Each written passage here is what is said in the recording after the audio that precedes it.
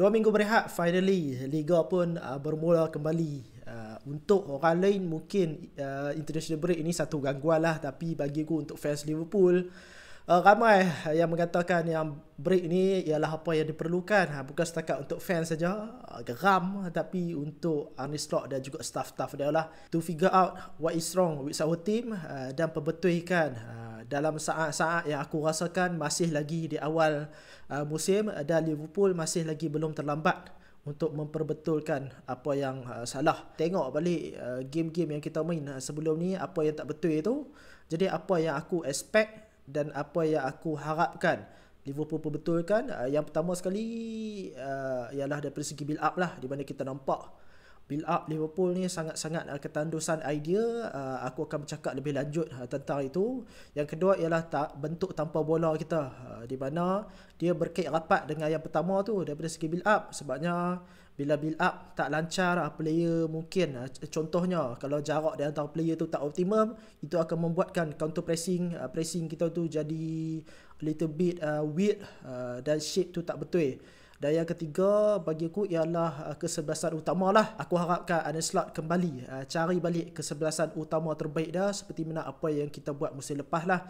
Sebab bertukar-tukar starting 11 tu, walaupun yes aku faham konteksnya, di mana Arne Slot sekarang ni masih lagi mencari-cari, tapi kalau berterusan contohnya sampai bulan 12, bulan 1 macam tu, sebab bila tak ada kesebelasan utama yang fix, continuation daripada segi taktikal tu tak ada. First thing first, walaupun baru saja berehat international break, tapi hampa jangan terlupa pula yang dalam masa sebulan lagi, actually ada satu lagi international break sebelum nanti final international break. Rasanya macam around bulan 3, bulan 4 macam tu lah. Jadi jarak tu lebih lama. Untuk for now ni, Liverpool masih lagi perlu bermain 7 perlawanan dalam masa sebulan ni. 4 di dalam Liga, 2 di dalam Champions League dan juga 1 di dalam Carabao Cup. 7 perlawanan di mana Liverpool akan bermain 3 kali seminggu. Sebab itulah aku rasa international break ni memang sangat-sangat diperlukan lah. Sebabnya quick turnover of matches. Kalau contohnya hari tu Arne Slot tak ada masa rehat, dia akan membuatkan rasanya situation kita tu nak keluar daripada form yang Liverpool ada sekarang ni mungkin agak sukar lah. Tapi sekarang dia dengan ada rehat tu mungkin akan memberikan sedikit leeway untuk dia dan memberikan peace of mind sikit, berbanding kalau tiba-tiba fixture tu pak datang macam tu. So Liverpool akan memulakan 1 daripada 7 perlawanan tu hujung minggu ni menentang dengan Manchester United di Anfield. Lawan Setan Merah ni, seperti mana apa yang kita tahu, form goes out of windows. Jadi itu reflect balik kepada Liverpool. Sebabnya walaupun form teruk macam mana pun, tapi menentang dengan MU ni, dia darah pahlawan tu datang kembali kebiasaannya untuk player-player kita. Jadi hopefully benda tu sekali lagi berlaku. Walaupun deep down ada juga risau, sebabnya kebiasaannya form pemain Liverpool tu sejurus selepas daripada perlawanan international break ni, dia akan pergi ke satu arah saja, dan satu arah tu bukanlah arah yang baik. Hopefully aku silap. Kalau ada bukan setakat toksik sajalah dalam social media, dalam mana-mana lah, tetapi juga dia lebih kepada lah rehat 2 minggu tapi apa pun tak dibetulkan oleh Arne Slot. Kritikan tu memang akan sampai straight away lah. 3 hari kemudian kita akan bertandang ke Frankfurt, Germany, menentang dengan tim lawan Hugo Ekitike.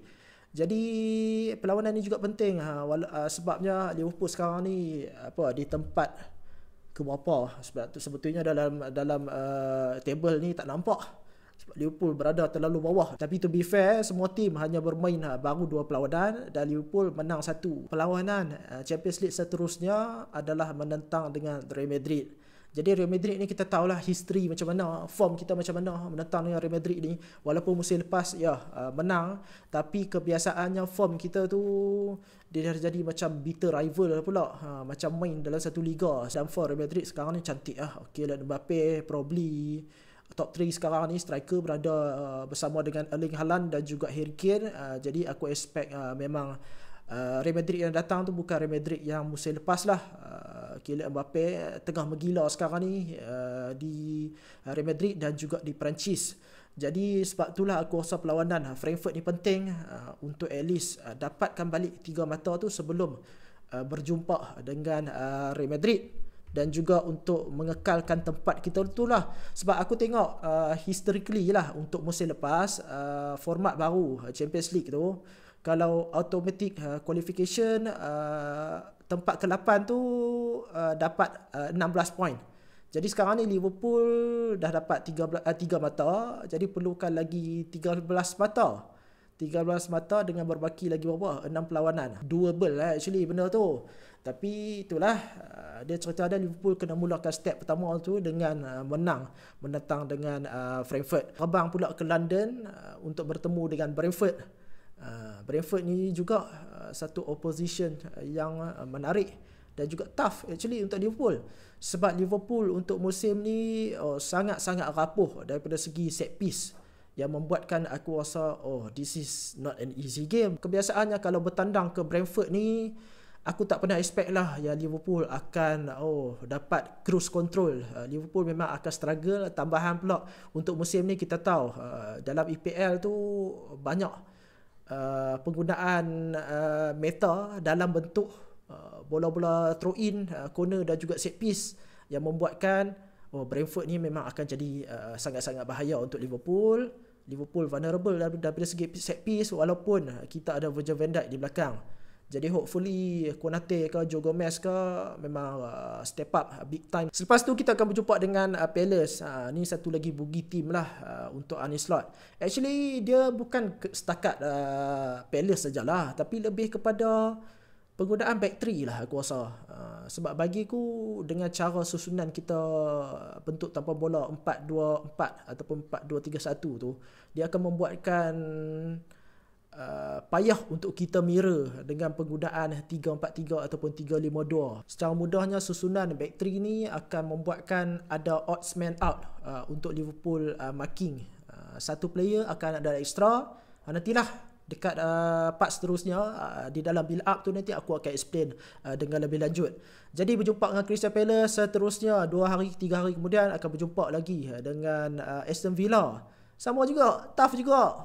Tu kata Liverpool punya fixture pada awal-awal musim ni boleh tahan juga. Sebab itulah bila tengok Liverpool sekarang ni berjaya dapatkan 15 daripada 21 mata tu, it's actually quite good untuk Liverpool. Sebab Liverpool masih lagi, aku rasa belum guna pun 50% pun mungkin capability Liverpool ada tu. Sekarang ni mungkin baru 35%, 40% macam tu. Kita masih lagi belum nampak the real Liverpool version yang Arne Slot cuba nak buat. Tapi kita dah berjaya dapatkan 15 mata dan hanya 1 mata di belakang Arsenal.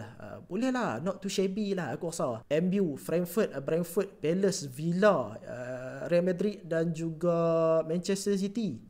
7 opponent blok sukar yang Liverpool perlu hadapi sebelum sekali lagi international break. Jadi hopefully aku harapkan Arne Slot betul-betul prepare for this block, sebab bagiku this will make or break Liverpool. Sebab kita ingat musim lepas di mana Liverpool memang awal-awal tu terus straight from the corner terus pecut terus, sebab Liverpool menghadapi satu blok demi satu blok tu dengan begitu berjaya sekali.